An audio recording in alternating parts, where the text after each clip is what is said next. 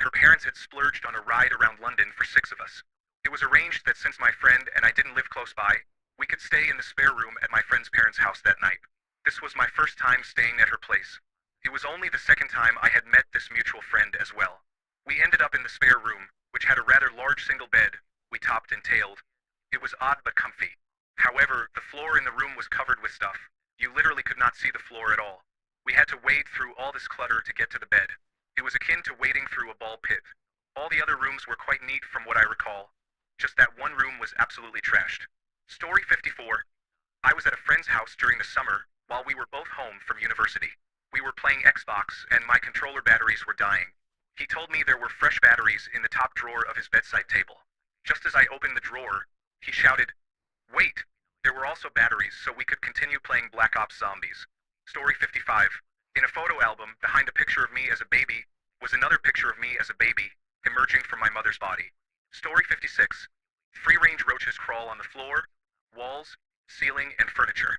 You can easily count a dozen at any moment. Story 57. A Ku Klux Klan flag in the living room. The living room was arranged like a meeting space, which I assumed was for church meetings. There was a whiteboard at the front and some chairs. The flag was positioned off to the side, so I didn't notice it at first. I left quickly. Story 58.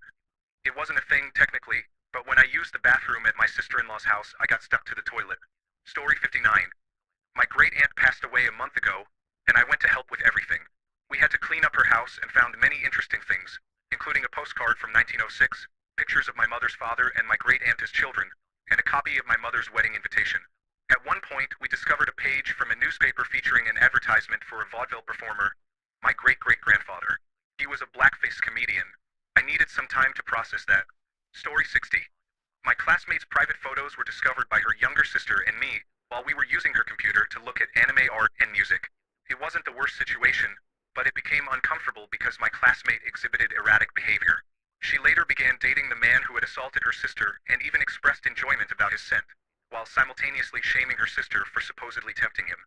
It was an unsettling experience overall. Story 61. Cleaning out my grandparents' house after my uncle passed away, I found used adult diapers in a pile of belongings on my grandma's old bed. She had passed away 7 years earlier. I am fairly certain they were hers. No amount of gloves and sanitizer helped with that. Story 62. My coworkers and I had a gathering of about 6 to 8 people at one of the guys' houses. We were drinking, so there were lots of bathroom breaks, and we would go in groups of 2 or 3 at a time, as girls do. The first round of people mentioned seeing an empty toilet paper roll with a condom on it on the counter. I didn't see it, but when I went in next, it was a guess what moment. He must have thrown it away only after realizing people had noticed it. Story 63. We enter many houses. We have discovered soda bottles filled with urine because the teenage grandson was too lazy to use the bathroom. In one house without water, the occupant used 5-gallon buckets for bathroom needs and stored them on the back porch with about 20 buckets. Another house without a functioning bathroom handled the situation similarly, taking the full bucket to the field and burying the contents.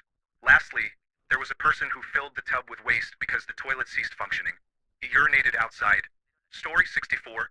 I haven't found anything significant, but I occasionally go to my neighbor's garage to smoke. There are stains on the walls and desk that make it look like he makes a mess in random spots. I almost felt sick when I saw it. Story 65. As someone who has completed many renovations, I retain much information in my memory. However, there are a few details that slip through. Animals and people can be more disturbing than one might imagine. For instance, rats hoarding bloody cloth under the floorboards of a third-story bathroom and individuals keeping chickens inside their living spaces. Bad experiences. Vault closed. Story 66. Weeds are growing in the carpet. On a side note, my friend's younger brother hit me with a wooden toy phone and gave me a bump on my forehead. I have no idea why it happened. The mother grabbed her husband's underwear, put some ice in it, and said it was the only clean thing she had. Story 67. I belong to a veterans organization. A group of us volunteered to help an elderly woman with an autistic son clean up. We opened the front door to find the living room, dining room, and kitchen area covered in trash about a foot deep. The smell was beyond words. It turned out there were about 100 pounds of cat droppings in one corner of the kitchen. Story 68. I visited a friend's house and asked to use the restroom. I accidentally walked into the wrong room, which I believe belonged to her brother, and saw a massive wet ball of cat hairballs. Story 69.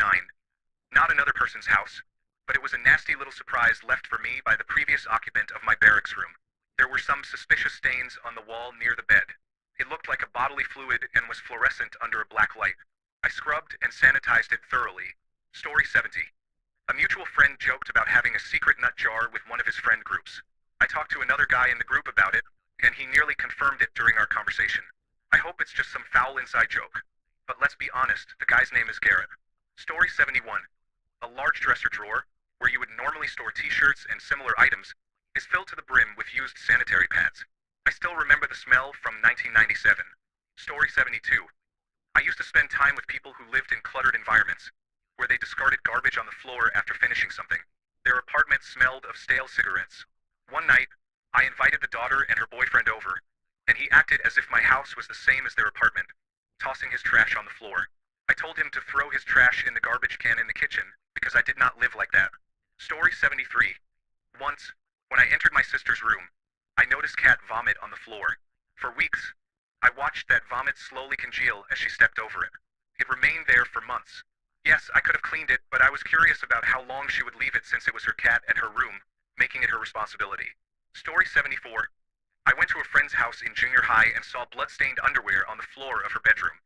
She then threw it under the bed and blamed it on her sister. Story 75. I visited a friend's house once, and he had a melted tub of Haagen-Dazs on the floor, leaking.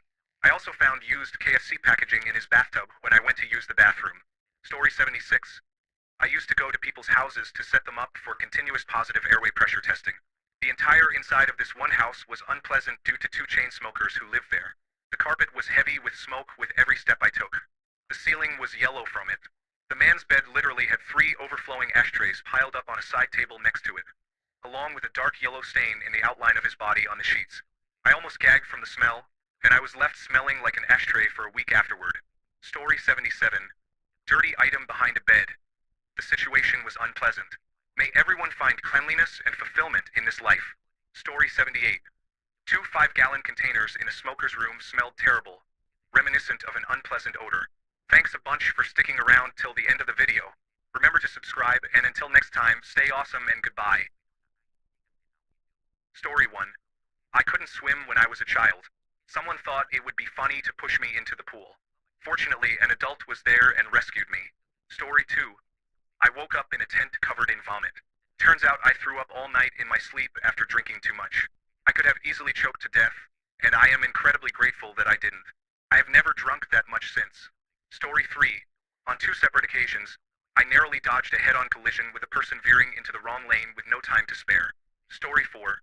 I was hit by a car as a pedestrian. I made eye contact with the driver right before he hit me. I bounced off the hood and landed on the ground. He stopped, and so did everyone else. I thought I was going to die, and people on the street who witnessed it said they thought I wasn't getting up. I only had some severe bruising, which was incredibly lucky. But our whole lives can change in a second because someone had the sun in his eyes. Story 5. My husband passed out while driving because he had tests scheduled early in the morning and he took his blood pressure medication even though he wasn't supposed to. He had pulled over when he started blacking out, and I unbuckled my seatbelt to check on him, but he pressed down on the gas. We hit a tree, which crushed the passenger side of our new car. I just had enough time to buckle my seatbelt back in or I would have died.